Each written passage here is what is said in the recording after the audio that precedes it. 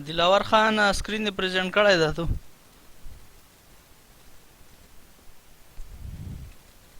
अच्छा, तो इस तरह करते हैं, क्लास को स्टार्ट करते हैं, फिर इंशाल्लाह ये आहिस्ता आहिस्ता के लिए जो है ना ये पूरे हो जाएंगे सारे। तो लेक्चर स्टार्ट कर दे, क्योंकि ऑलरेडी हम 9 मिनट जो है ना ज़ाया कर चुके हैं। 9 मिनट गुजर गए हमारे लेक्चर के ऊपर। तो स्टार्ट करते हैं। आज फिर से जो है ना हमारे साथ कॉम्पैक्टिंग इक्विपमेंट्स अब डिस्कस करेंगे कि अगर किसी भी सॉइल को या कंक्रीट को अगर हमने कॉम्पैक्ट करना है तो उसके लिए कौन से इक्विपमेंट इस्तेमाल किए जाते हैं। तो आज जो है वो हमने दो लिए है, इक्विपमेंट फॉर सॉइल कम्पेक्शन और इक्विपमेंट फॉर कंक्रीट कम्पेक्शन। तो मैं स्लाइड आपके सामने शेयर करता हूँ कि आपको क्लियर हो जाए ये चीज़ें।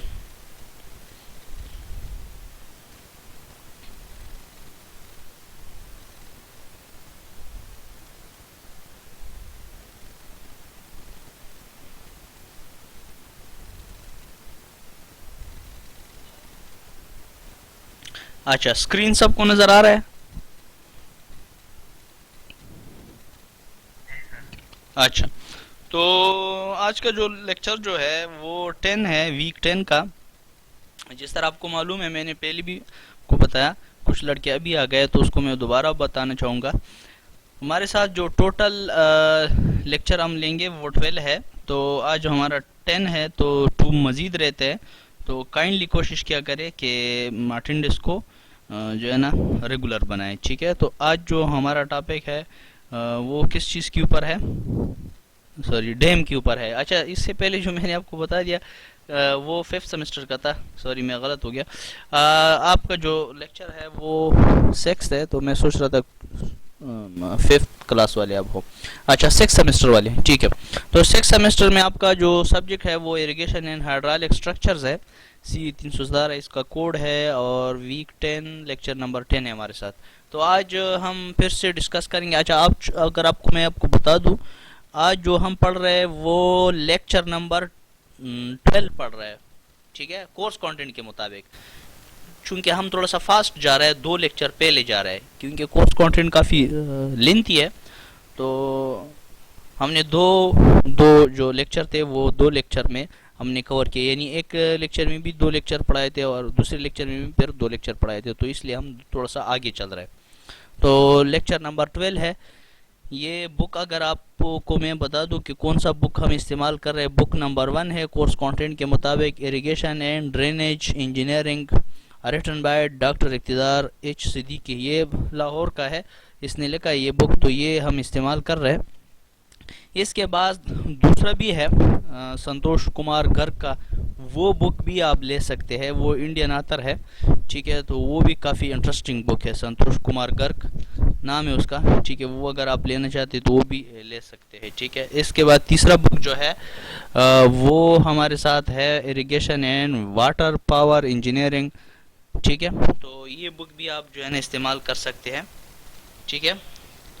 और साथ में जो है ना एक और बुक अगर मैं आपको बता दूं, hydraulics fluid machines and hydraulic machines by R S Khurmi का है, वो भी आप इस्तेमाल कर सकते हैं। यानी ये 3 बुक जो है ये आप इस्तेमाल कर सकते हैं, ठीक है। पहला नंबर जो है सबसे इम्पोर्टेंट जो है irrigation and drainage engineering, written by Iqtidar H Siddiqui ने लिखा है, लाहौर का है, ठीक है। ये भी आप इस्तेमाल कर सकते हैं। और hydraulic fluid machine by hydraulic machine R S Khurmi का है, और irrigation and water power engineering ये भी आप इस्तेमाल कर सकते हैं। ये 3 बुक है। और इसके साथ एक चौथा मैं अगर आपको बता दूं, कोर्स कंटेंट में तो नहीं है लेकिन मैं खुद इस्तेमाल कर रहा हूँ, वो काफ़ी इंटरेस्टिंग बुक है, तो संतोष कुमार गर्ग का है, ठीक है। वो आप अगर इंटरनेट पे सर्च कर दे तो आपको PDF फॉर्म में मिलेगा।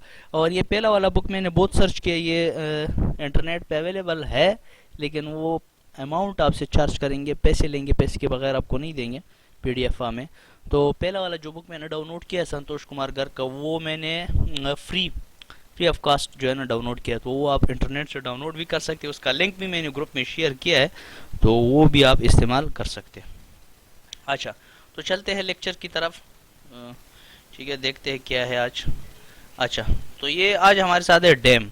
सबसे पहले मैं डैम की डिफिनीशन आपको बताता हूँ कि डैम क्या होता है। डैम जो होता है एक बैरियर होता है, बैरियर का मतलब ये होता है एक रुकावट होती है dam, dam is in impervious. Impervious का मतलब क्या है? गैर जाजिब, यानी जो पानी को जज़ब ना कर रहा हो, इसको कहते हैं इम्परवियस। इम्परवियस, परवियस का मतलब है जाजिब, इम्परवियस का मतलब है गैर जाजिब, जो पानी की यानी पानी को अलाउ ना कर रहा हो। ठीक है, तो a dam is impervious, definitely dam जो होता है वो पानी को क्या करता है? रोकता है, पानी को अलाउ नहीं करता है कि उससे पास हो जाए। हाई बैरियर, हाई बैरियर एक रुकावट होती है, मजबूत रुकावट होती है, which is constructed across a valley, जो बनाया जाता है दरिया के आर पार या नदी के आर पार बनाया जाता है, जिसे हम पानी क्या करते हैं? कंप्लीट स्टोर कर देते हैं। A valley to form a deep storage reservoir, जिससे हमारे साथ पानी क्या हो जाता है? स्टोर हो जाता है, डीप स्टोरेज हो जाती है, यानी ज्यादा अमाउंट में पानी स्टोर हो जाता है। इट्स सुटेबल, ठीक है, it is suitable in the hilly region, ये उस जगह में सुटेबल होता है जहाँ पे हिली रीजन हो, ठीक है, पहाड़ी इलाका जात हो, और where a deep gorge section is available. Gorge का मतलब क्या है? थ्रोट, नैरो सेक्शन अगर अवेलेबल हो तो उस जगह पे आप डैम को कंस्ट्रक्ट कर सकते हैं। As available for the storage reservoir. अच्छा, इसकी मुख्तलिफ फंक्शन है, हम ये क्यों करते हैं, बनाते हैं, डैम क्यों बनाते हैं? तो इरिगेशन पर्पज़ के लिए भी बनाते हैं, यानी इसे हम पाशी वगैरह या खेतों तक पानी अगर हमें चाहिए या सप्लाई करना हो तो इरिगेशन के लिए भी हम बना सकते हैं। दूसरी बात यह है कि हाइड्रो इलेक्ट्रिक पावर जनरेशन के लिए भी हम डैम को बनाते हैं, इससे हम बिजली बनाते हैं। ठीक है, फ्लड कंट्रोल, सैलाब वगैरह आ जाता है तो उसको कंट्रोल करने के लिए भी हम डैम बनाते हैं। वाटर सप्लाई, सब पानी को सप्लाई करना एक जगह से दूसरी जगह तक, अगर हमने प्रॉपर थ्रू चैनल सप्लाई करना है तो उसके लिए भी हम डैम बनाते हैं। फिशरी, जहाँ पे आप मछली वगैरह माहीगिरी करते हैं तो उसके लिए भी आप बना सकते हैं। रिक्रिएशन, सैर व तफरी के लिए भी बनाया, जिस तरह तंदर डैम आप चक्कर लगाते हैं तो ये क्वाड का जो तंदर डैम है आप चक्कर लगाते हैं तो ये सैर व तफरी के लिए भी बनाया जाता है। ठीक है, अब है टाइप्स ऑफ डैम्स। डैम्स की तो बहुत सारे टाइप्स है, लेकिन हमारे कोर्स कंटेंट में जो है वो है ग्रेविटी डैम। तो ग्रेविटी डैम हमारा फोकस ज़्यादातर होगा वो ग्रेविटी डैम के ऊपर होगा, तो हम ग्रेविटी डैम ज़्यादा डिस्कस करेंगे, उसकी डिज़ाइनिंग भी करेंगे, उसके ऊपर जो मुख्तलिफ फोर्सेस एक्टिंग करता है, यानी forces acting on gravity dam, वो कौन कौन से फोर्सेस है वो भी हम पढ़ेंगे, और उसका डिज़ाइन भी हम सीखेंगे, और साथ में जो है ना इसकी डिफरेंट टाइप्स है वो भी हम आज डिस्कस करेंगे। तो टाइप्स ऑफ डैम्स है based on material of construction, material के लिहाज से कौन कौन से है? रिजिड है, नॉन रिजिड है। अब रिजिड जो है ना, रिजिड की फिर से कई टाइप है, वो आज हम डिस्कस नहीं करेंगे क्योंकि इसकी बहुत सारी टाइप है। नॉन रिजिड की फिर टाइप है, ठीक है, जिस तरह नॉन रिजिड की अगर मैं बता दूं, अर्थ है, ठीक है, रॉकफेल डैम है, तो ये बहुत सारी टाइप है, वो डिस्कस नहीं करेंगे। Based on structural behaviour, gravity dam है, आर्च डैम है, बटरेस डैम है, एम्बैंकमेंट डैम है। ठीक है, तो इसमें सबसे मेन जो टॉपिक होगा वो ग्रेविटी डैम के ऊपर होगा, बाकी भी डिस्कस करेंगे लेकिन ग्रेविटी डैम ज़्यादातर डिस्कस करेंगे क्योंकि हमारे कोर्स कंटेंट में ज़्यादातर फोकस जो किया है वो ग्रेविटी डैम के ऊपर किया है। बेस्ड ऑन फंक्शंस, फंक्शन के लिहाज से कौन कौन से? स्टोरेज डैम है, डिटेंशन डैम है, डाइवर्जन डैम है, कॉपर डैम है। Based on hydraulic behaviour, overflow dam है और नॉन ओवरफ्लो डैम है। ठीक है, अब सबसे पहले जिस तरह मैंने आपको बता दिया कि हम डिस्कस करेंगे ग्रेविटी डैम। अब ग्रेविटी डैम क्या है? ग्रेविटी डैम अगर मैं आपको थोड़ा सा बताता चलूँ, ग्रेविटी डैम की शॉर्ट डिफिनीशन अपने अल्फाज में, ठीक है, तो अपने अल्फाज में इसकी डिफिनीशन ये है ग्रेविटी डैम की कि ग्रेविटी डैम वो डैम होता है जो अपनी वजन की वजह से पानी का लोड और मुख्तलिफ किस्म के लोड जो इसके ऊपर आते हैं, विंड लोड हो गया, ठीक है, सिस्मिक लोड हो गया, ठीक है, आइस का लोड हो गया, वेव लोड हो गया, जितनी भी टाइप्स के लोड इसमें मुख्तलिफ किस्म के फोर्सेज होंगे वो भी हम डिस्कस करेंगे। लेकिन जितनी भी टाइप्स के फोर्सेज आते हैं इस डैम के ऊपर वो अपनी वजन की वजह से वो बर्दाश्त करती है, क्योंकि इसका वजन काफ़ी ज़्यादा होता है और मेस्यो होता है। मेस्यो का मतलब लार्ज जो है ना, इसकी जो वॉल्यूम होता है वो काफ़ी लार्ज होता है, तो ये अपनी वजन की वजह से जो है ना ये सारे फोर्सेस को ये क्या करता है? रेजिस्ट करता है। साइड पे एक पिक्चर भी दिया गया है, राइट साइड पे अगर आप देख ले तो एक पिक्चर में भी देख सकते हैं। अच्छा, ग्रेविटी डैम अब क्या है? A gravity dam is an engineering structure that by its own weight, ठीक है, resist the forces imposed with the desired factor of safety.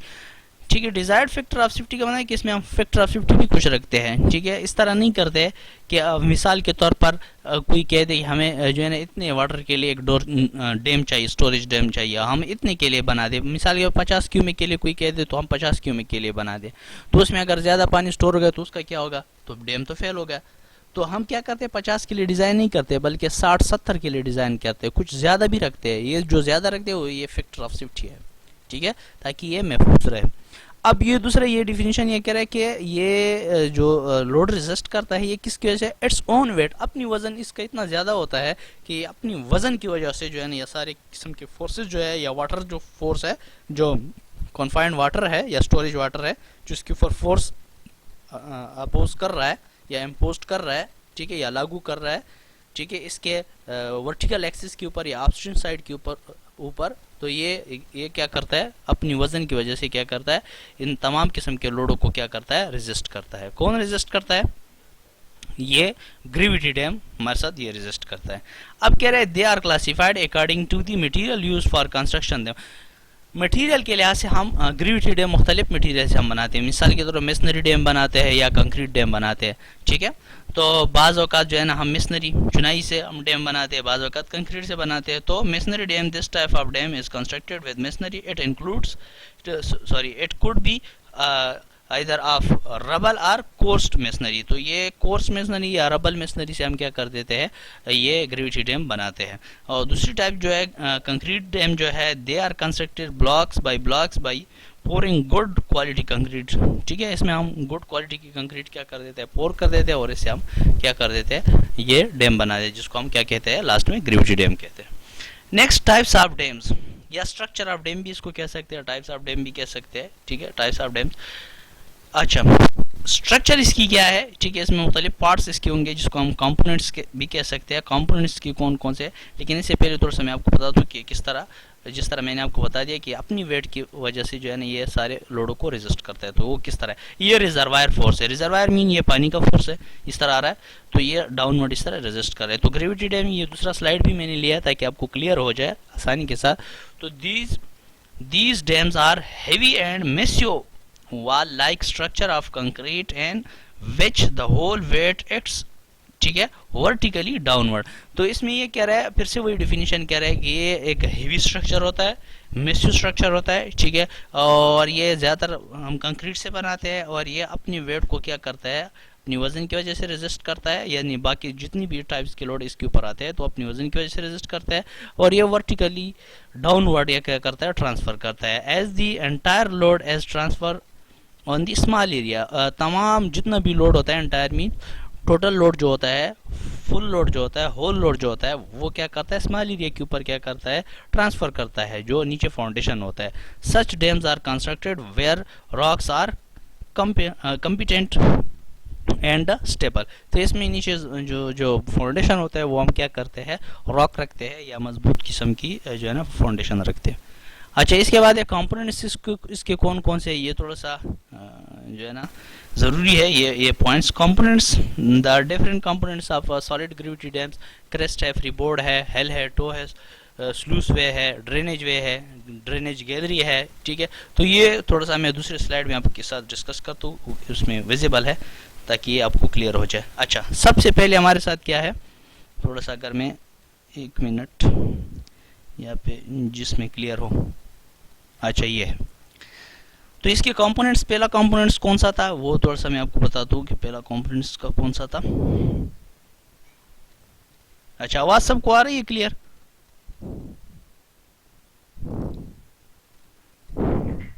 ठीक है। अच्छा, तो सबसे पहला स्ट्रक्चर ऑफ डैम, जैसा मैंने बता दिया, कंपोनेंट ऑफ डैम, पहले नंबर पे जो है वो क्रेस्ट है। क्रेस्ट का मतलब क्या है, क्रेस्ट वो लेवल होता है डैम का जिसके ऊपर हम वॉकवे या पाथवे बनाते हैं, ठीक है। इसके ऊपर आप पैदल चल सकते हैं या गाड़ी वगैरह आप इसके ऊपर गुजार सकते हैं, ये क्रेस्ट लेवल होता है, ठीक है, टॉप लेवल होता है।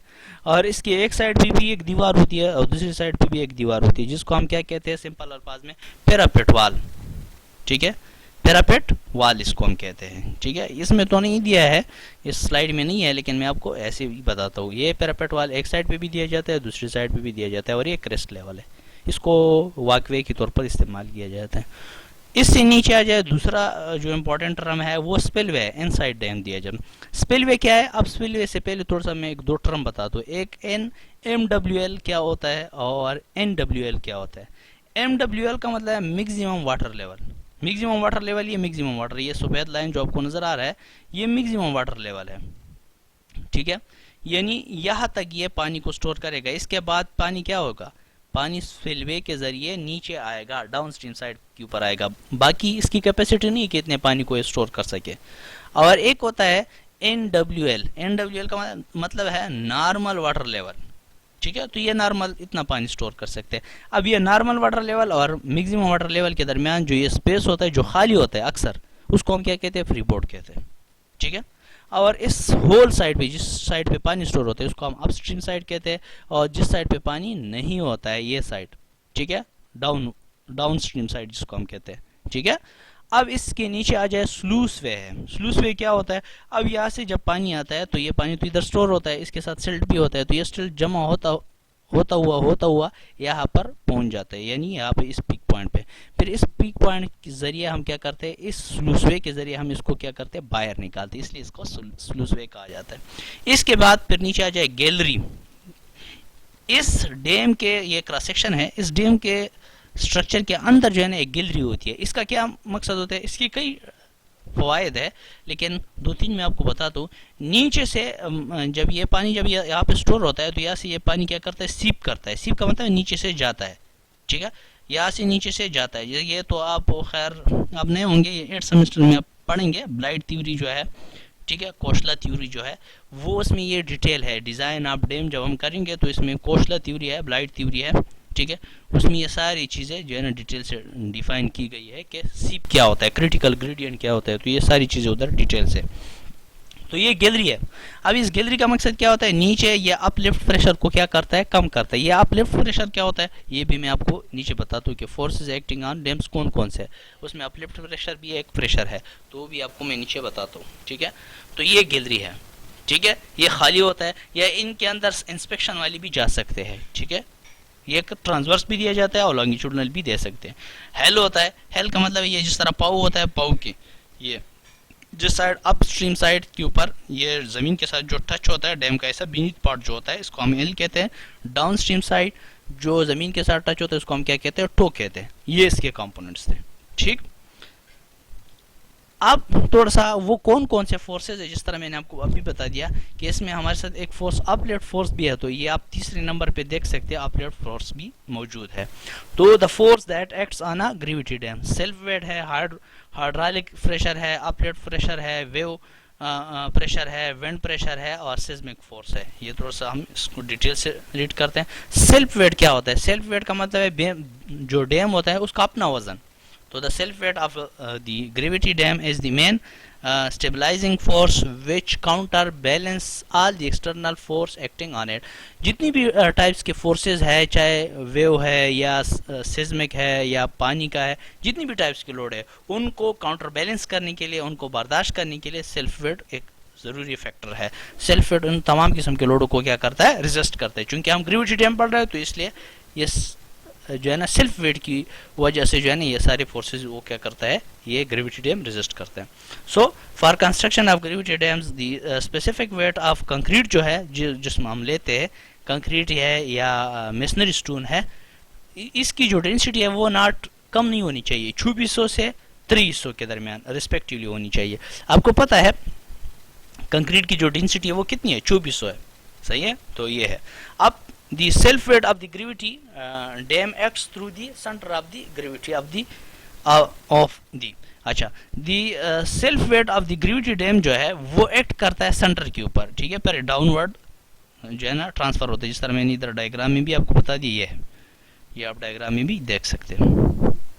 अच्छा, इसके बाद है इट्स कैलकुलेटर, आप कैलकुलेट कर सकते हैं, ठीक है, omega W multiply by volume. Omega क्या है, वेयर ओमेगा आपके साथ is the specific weight of the dam है, और वॉल्यूम क्या है, वॉल्यूम इसकी वॉल्यूम आप हजम मालूम करें तो इनको ज़रब दे दे तो आपके साथ डेंसिटी आ जाएगी, वो तो आपको पता है उसका फार्मूला। इसके बाद है हाइड्रोलिक प्रेशर। हाइड्रोलिक प्रेशर यानी पानी का प्रेशर। अच्छा ये जो है ना टॉप पे पानी का प्रेशर कम होता है, फिर जैसी जैसी ये डेप्थ में इजाफा होता है तो इस तरह ये राइट एंगल ट्राइंगल बनता है, ठीक है। तो ये प्रेशर में भी फिर नीचे इजाफा होता जाता है, ठीक है। तो ये उसकी बात कर रहा है, ये सारी थ्योरी उसके बारे में लिखी गई है। तो उसके लिए आप फार्मूला भी इस्तेमाल कर सकते हैं 1/2, ठीक है, ओमेगा डब्ल्यू, ठीक है, सॉरी ओमेगा नहीं, गैमा डब्ल्यू एच स्क्वायर। तो ये हाफ जो है ना ये 1/2 जो लिखा है, क्योंकि ये राइट एंगल ट्राइंगल है तो ये इसलिए हमने इसको 1/2 से जाहिर किया गया है, इसका एरिया हमने लिखा है, सही है। अब नेक्स्ट अपलेट प्रेशर होता है। अपलेट प्रेशर कौन सा प्रेशर होता है, वो प्रेशर जो नीचे से लगता है। यहाँ पे अगर आप देख सकते हैं ड्रेनेज गैलरी जो हमने दी है, ठीक है, तो ये अपलेट प्रेशर वो प्रेशर होता है जो यहाँ से ये पानी जो नीचे से पास आउट होता है तो ये जगह खाली बन जाती है, ठीक है, जिसको हम टेक्निकल जबान में पाइपिंग कहते हैं। ये आप 8th सेमेस्टर में पढ़ेंगे, design of hydraulic structure book जो है, उधर एक आपका एक सब्जेक्ट होगा डिजाइन ऑफ हाइड्रोलिक स्ट्रक्चर। तो उसमें ये पाइपिंग का फिनोमेना सबसे इंपॉर्टेंट है कि what is mean by piping in the dam. तो डैम में पाइपिंग क्या होता है तो वो फिर डिटेल से आप डिस्कस करेंगे जो है ना कि पाइपिंग क्या होता है। अब नीचे से जो है ना ये पानी जब पास आउट होता है तो ये एक नाली बना देता है, इसको हम पाइपिंग कहते हैं। अब ये पानी जो है ना ये फिर क्या करते हैं, स्ट्रक्चर के ऊपर की तरफ फोर्स लगाते हैं, और स्ट्रक्चर जो है ना डाउनवर्ड फोर्स लगाते हैं। जब ये नीचे वाला फोर्स ज़्यादा हो जाए, ठीक है, और ऊपर वाला फोर्स डैम का कम हो जाए तो ये क्या हो जाएगा, ये ओवरटर्निंग स्टार्ट करेगा, ठीक है, यहाँ से अपनी जगह से स्लाइड करेगा, ठीक है। हाँ, तो ये अपलिफ्ट प्रेशर हो गया। नेक्स्ट हमारे साथ है वेव प्रेशर। वेव का मतलब है मौजें जो आती है, ठीक है, समंदर है या कोई भी जो लार्ज अमाउंट में पानी अवेलेबल है, ठीक है, लार्ज अमाउंट में पानी जो अवेलेबल है वो पानी पर क्या करता है, उसमें वेव्स आते हैं, लहरें आते हैं, तो वो लहरें भी स्ट्रक्चर को नुकसान पहुंचा सकते हैं, ठीक है।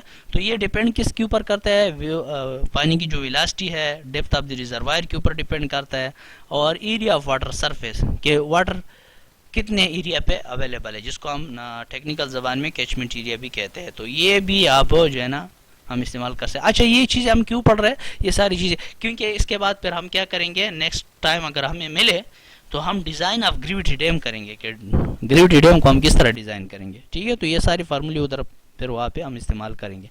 इसके बाद है विंड प्रेशर। हवा का जो प्रेशर होता है, हवा का जो प्रेशर होता है वो ज़्यादातर नेग्लिजिबल होता है। नेग्लिजिबल का मतलब वो हम नहीं लेते हैं, ठीक है। जो समंदर में पानी या मिसाल के तौर पर डैम में जो पानी अवेलेबल है तो उसके ऊपर हवा का प्रेशर भी तो आता है, वो भी डैम को नुकसान पहुंचा सकते हैं। तो वो बाज़ औक़ात हम लेते हैं, बाज़ औक़ात नहीं लेते, लेकिन ज़्यादातर नेग्लिजिबल किया जाता है। So the top exposed portion on the dam is small and hence the wind pressure on this portion of dam is negligible. ये नेग्लिजिबल होता है, ये नहीं लेते। लेकिन हाँ, अगर बहुत ज़्यादा एक्यूरेसी आपको चाहिए तो आप ले सकते हैं, 150 kg/स्क्वायर तक आप ले सकते हैं, ठीक है। ये है। इसके बाद है सिस्मिक फोर्स। सिस्मिक बिल्कुल सिस्मिक जो है ना हॉरिजॉन्टली भी आ सकता है, वर्टिकली भी आ सकता है, तो ये भी ज़्यादातर लिया जाता है, ठीक है। सिस्मिक फोर्स जो जलजले का फोर्स है, ठीक है, जब जलजला आ जाता है ज़मीन के ऊपर तो ये डैम की एरिया को भी क्या करता है, नुकसान पहुंचाता है, तो उसकी ज़मीन को भी हिलाता है। तो उसमें चूंकि पानी स्टोर होता है तो आपको शायद पता होना चाहिए इसके बारे में भी कि जब ये एक बाल्टी में आप पानी स्टोर कर दे और उसको हिलाए तो उसमें से जो पानी होता है वो क्या करता है, उछलता है, यानी इसमें वेव बन जाती है वो छोटी सी बाल्टी में। फिर डैम तो बहुत बड़ा एरिया होता है, उसमें जब ये जलजला आ जाए और ये पानी जो है ना आ जाए, ये इतना ज़्यादा पानी स्टोर हो और ये जलजला आ जाए तो डेफिनेटली उसको काफ़ी ज़्यादा नुकसान पहुंचा सकता है, ठीक है। तो ये सिस्मिक फोर्स भी हम क्या करेंगे, काउंट आउट करेंगे इसमें जो हम जब डैम की डिज़ाइन करेंगे, ठीक है। तो ये 12 सिर्फ मैं आपको ये फोर्सेस इसलिए बता दिया था कि हम जब डैम की डिज़ाइन करेंगे तो आपको ये चीज़ें क्लियर होनी चाहिए। इसके बाद है जॉइंट्स। हम जॉइंट्स देते हैं, ठीक है। जॉइंट्स दो टाइप्स के हम देते हैं, एक को हम कंस्ट्रक्शन जॉइंट कहते हैं, दूसरे को हम कंट्रैक्शन जॉइंट कहते हैं, जिसको हम उर्दू में अगर मैं आपको बताता चलूँ, कंस्ट्रक्शन में हमने ये दो जॉइंट्स डिटेल से पढ़े होंगे। एक को हम पेलावदार जोड़ कहते हैं, ठीक है, पेलावदार जोड़, ठीक है। या कंस्ट्रक्शन जॉइंट्स कंस्ट्रक्शन में आपने पढ़ा होगा कि वो जॉइंट होता है जहाँ पे आप काम स्टॉप कर देते हैं तो उस जगह पे आप जॉइंट देते हैं, फिर नेक्स्ट डे से आप जब काम अब अगर आपने स्टार्ट करना है तो आप वहाँ पे उस जॉइंट से आप स्टार्ट कर सकते हैं, लेकिन जॉइंट देना है। तो उसमें फिर फर्दर है एक्सपेंशन जॉइंट है, कंट्रैक्शन जॉइंट है, या श्रिंकेज जॉइंट भी आप कह सकते हैं। इसकी मुख्तलिफ एडवांटेजेस है, वो हम डिस्कस नहीं करेंगे, लेकिन आपको सिर्फ मैं इतना बता दो चलूँ कि डैम में हम जॉइंट्स भी देते हैं।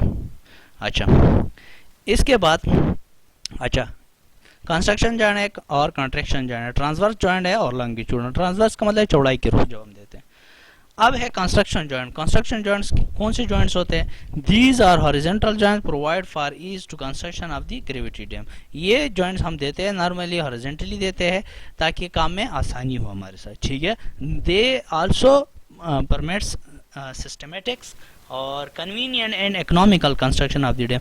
ये मुनासिब होता है कि सिस्टमेटिक तरीके से आप इसको दे दे, या कन्वीनियंट ताकि आपके लिए आसान हो, इकोनॉमिकल हो, इसके ऊपर खर्चा कम आ जाए, ठीक है। और इसकी जो थिकनेस होती है कंक्रीट की, ठीक है, the thickness of each layer of concrete should not exceed 1.5 metre. Concrete की जो थिकनेस है वो 1.5 मीटर से ज़्यादा नहीं होना चाहिए। और the thickness of first layer of concrete above rock foundation. Rock foundation के ऊपर अगर आपने कंक्रीट करना है तो वो 7.5 मीटर से ज़्यादा डिप में नहीं होना चाहिए।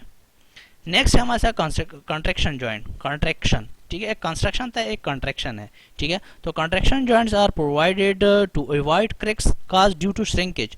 श्रिंकेज की वजह से जो डैम में क्रैक्स आते हैं उनको ख़त्म करने के लिए हम क्या करते हैं? कंट्रैक्शन जॉइंट देते हैं, ठीक है। ड्यू टू टेम्परेचर, ये श्रिंकेज क्यों आता है? क्योंकि ये टेम्परेचर की वजह है। जिस तरह आपको पता है कि गर्मी की वजह से फिर क्या हो जाता है, वो चीज़ एक्सपेंड हो जाती है, तो हमें एक्सपेंशन जॉइंट देना चाहिए।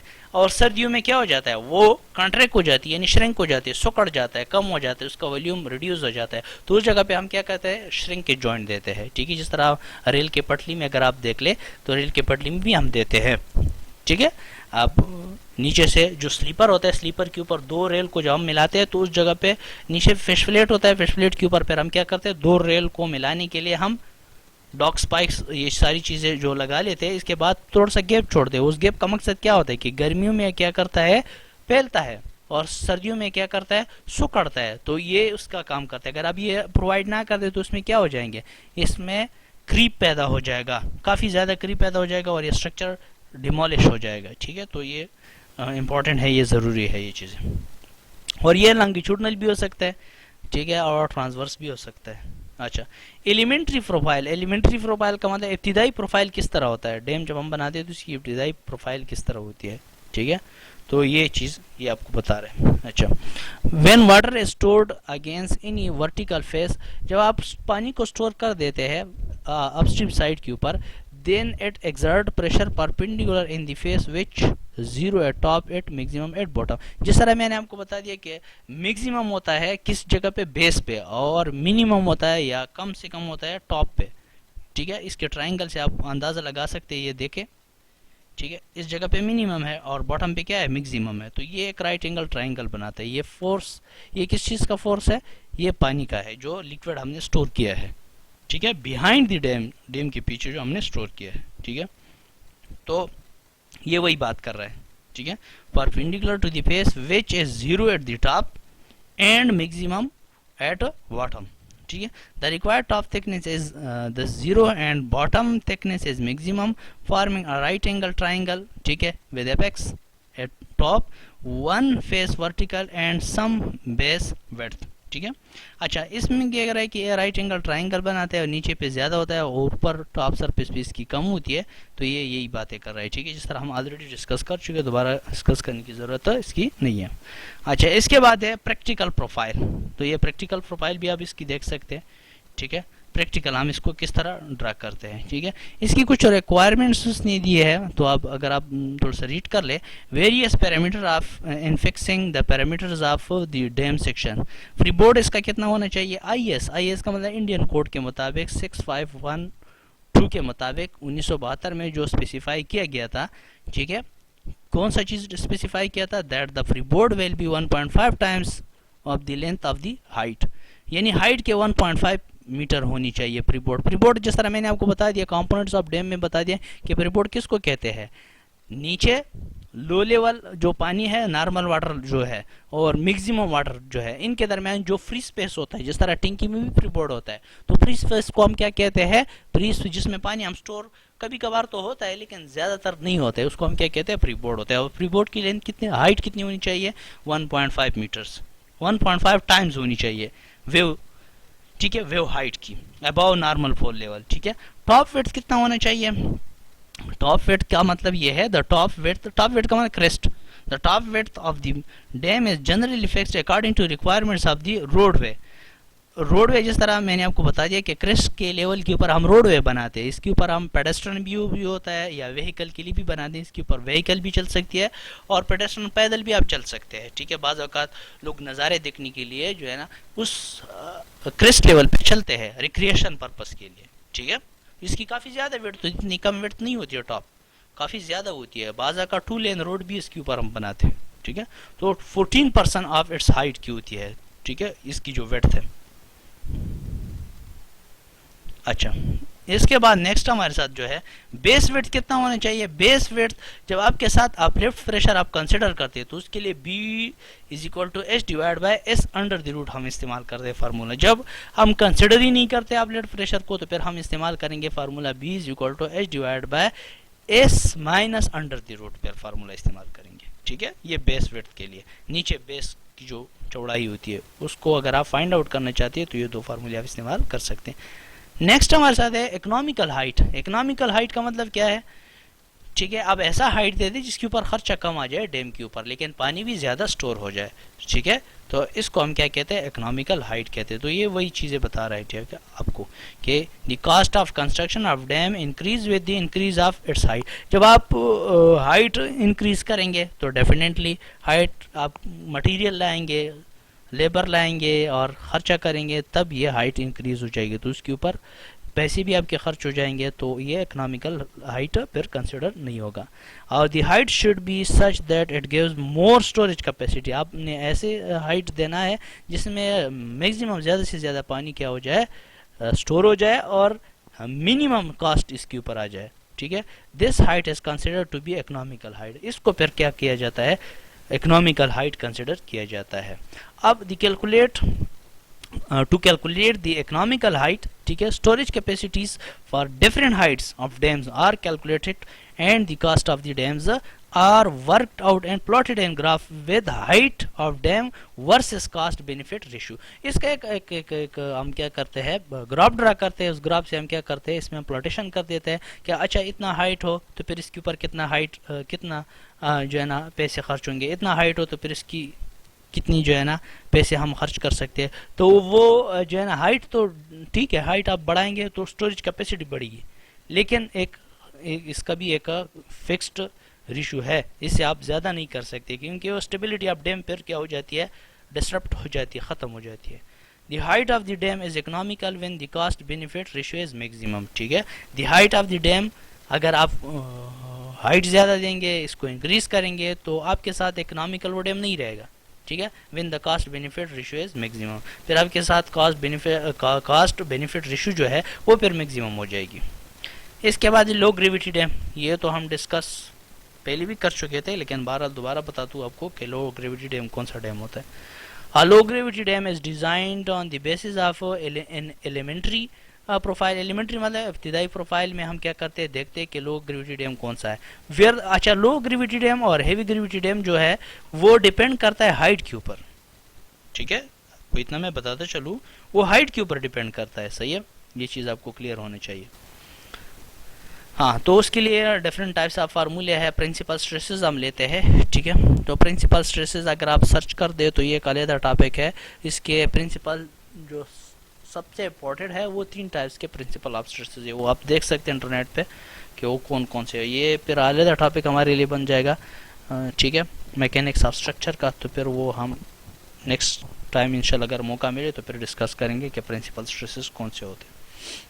हाई ग्रेविटी डैम क्या होता है, high gravity dam is a complicated structure. ये कॉम्प्लिकेटेड, इसकी स्ट्रक्चर काफ़ी अगर आपने बनाना है तो ये काफ़ी कॉम्प्लिकेटेड हो जाता है, ठीक है। वेयर द रिजल्टेड फोर्स में pass through a point outside the middle third of the base. अच्छा, एक मिडल थर्ड से अगर आपके साथ हाइट पास हो रहा है, इसके रिजल्टेड ठीक है, पास हो रहा है मिडल थर्ड से, मिडल का मतलब है सेंटर, थर्ड का मतलब है दरमियान है, तीसरा हिस्सा से पास हो रहा है फोर्सेस, तो फिर इट्स गुड, वो लाइट है, लाइट जो है ना हाइट आपके साथ ग्रेविटी डैम होगा, यानी लो हाइट ग्रेविटी डैम भी आप इसको कह सकते हो। इसकी डिजाइनिंग आसान है, लेकिन अगर आपके साथ ये रिजल्टेंट फोर्स मिडल थर्ड से ज्यादा हिस्से से यानी कॉर्नर से पास हो जाए, तो फिर ये मुश्किल हो जाता है उसका डिजाइनिंग भी, और उसको आप क्या करेंगे, सेक्शन को कंट्रोल करेंगे, कई चीज़ों को आप ज़्यादा करेंगे, कई चीज़ों को आप रिड्यूस करेंगे, तो ये काफ़ी कॉम्प्लिकेटेड हो जाता है। हाई ग्रेविटी डैम की जो डिज़ाइन है, सही है, वो कॉम्प्लिकेटेड हो जाता है। अच्छा, इसके बाद फेलियर ऑफ ग्रेविटी डैम, उसमें कौन कौन से फेलियर आते हैं, ये अक्सर जो है ना पेपर में जो सवाल आता है इससे जो आता है इस तरह नहीं आता है जिस तरह ये उसने लिखा है कि फेलियर ऑफ ग्रेविटी डैम क्या है। वो कहता है what is the stabilities of dam. Stabilities 5 stabilities है, तो ये वही चीज़ें हैं, स्लाइडिंग है और टर्निंग है, ठीक है, ये चीज़ें जो है ना आपको वो घुमा फिरा के बता देता है कि ये बताए कि कौन कौन से। तो स्लाइडिंग है, स्लाइडिंग का मतलब फिसल जाना, पानी की प्रेशर जब ज़्यादा हो जाती है तो डैम क्या करता है, स्लाइड कर देता है, उसकी जो फ्रैक्शन होती है वो कम हो जाती है। और टर्निंग का मतलब उलट जाना, और टर्न हो जाना कब होता है, जब फोर्सेस ज़्यादा हो जाते हैं, अपलिफ्ट फोर्स ये चीज़ें ज़्यादा हो जाते हैं, तो ये फिर क्या करता है, ओवर टर्न स्टार्ट कर देता है। अच्छा, नेक्स्ट है प्रिकॉशन अगेंस्ट फेलियर। फेलियर के खिलाफ अगर हमने क्या करना है, प्रिकॉशंस लेनी है, एहतियातें लेनी है कि ये डैम फेल ना हो जाए, तो उनके लिए कौन कौन सी चीज़ें हैं। उनके लिए ये चीज़ है कि ओवर टर्निंग से अगर आपने क्या करना है, प्रिवेंट करना है डैम को कि ये ओवर टर्न ना करे। The resultant of all forces acting on the dam should remain within the middle third of the base with its dam। अगर आपने प्रिवेंट करना है कि ये डैम ओवरटर्न ना करे, तो इनके तमाम फोर्सेस मिडल थर्ड से पास होनी चाहिए। मिडल थर्ड किसके, विड्थ के मिडल थर्ड से पास होनी चाहिए, ठीक है। और in the dam the sliding should be fully resist, sliding fully resist करना चाहिए, ठीक है। उनका जो सेक्शन है वो कंप्रेसिव स्ट्रेसेस के खिलाफ जो है ना उसकी रेजिस्टेंस होनी चाहिए, टेंशन के खिलाफ रेजिस्टेंस होनी चाहिए, फैक्टर ऑफ सेफ्टी उसमें होनी चाहिए, कितना होनी चाहिए, मेंटेन होनी चाहिए 4 to 5 होनी चाहिए, ठीक है। इसके बाद है टेम्परेचर कंट्रोल होनी चाहिए।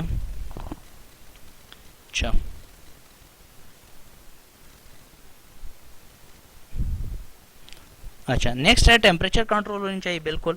टेम्परेचर लो हीट सीमेंट में भी यूज। अच्छा, इस तरह सीमेंट आपने नहीं होनी चाहिए जिसमें हाइड्रेशन प्रोसेस जो है ना काफ़ी लंबे अरसे तक जो है ना शुरू हो, ठीक है। लो हीट सीमेंट में भी यूज।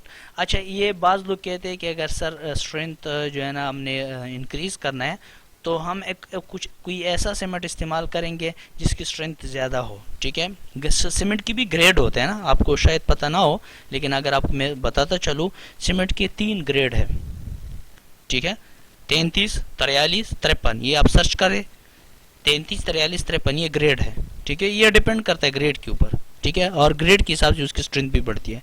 तो हमें ऐसा सीमेंट इस्तेमाल करना चाहिए जिसकी जो हाइड्रेशन है वो कम से कम हो, क्योंकि लो हीट सीमेंट हो, हीट ज़्यादा उसने खारिज नहीं करना है। अगर हीट ज़्यादा खारिज करेगा तो उसमें क्रैक ज़्यादा आएंगे, तो उसके लिए हम अगेंस्ट प्रिकॉशन अगेंस्ट फेलियर जो है ना हम क्या करेंगे, ये चीज़ें फिर लागू करेंगे, तो ये काफ़ी हमारे लिए फिर मुश्किल हो जाएगा। कूल्ड होना चाहिए, एग्रीगेट्स कूल्ड होनी चाहिए, ठीक है। और इसमें जो है ना कुछ आइस वगैरह आप इस तरह डालिए, इसको कूल्ड कर दे, ठीक है। और कंक्रीट जो है ना, कंक्रीट ब्लॉक जो है वो 1.5 मीटर से आपने ज़्यादा जो है ना डेप्थ में आपने कंक्रीट कास्टिंग नहीं करना है, ठीक है। और उससे जो है ना ये मुख्तलिफ़ किस्म की शुआएं खारिज नहीं होनी चाहिए, ठीक है। तो ये चीज़ें जो है ना कुछ टेम्परेचर कंट्रोल में आते हैं। एडवांटेजेस की क्या है, डिसएडवांटेजेस की क्या है, इसकी कौन से एडवांटेजेस इसकी और कौन से डिसएडवांटेज। एडवांटेज ये है कि ग्रेविटी डैम जो है ना ये नैरो वैली के लिए हम बनाते हैं, नैरो स्पेस में भी आप बना सकते हैं। एडवांटेजेस की एक एडवांटेज ये है, इसकी कास्ट कम होती है, ठीक। दूसरी एडवांटेजेस की है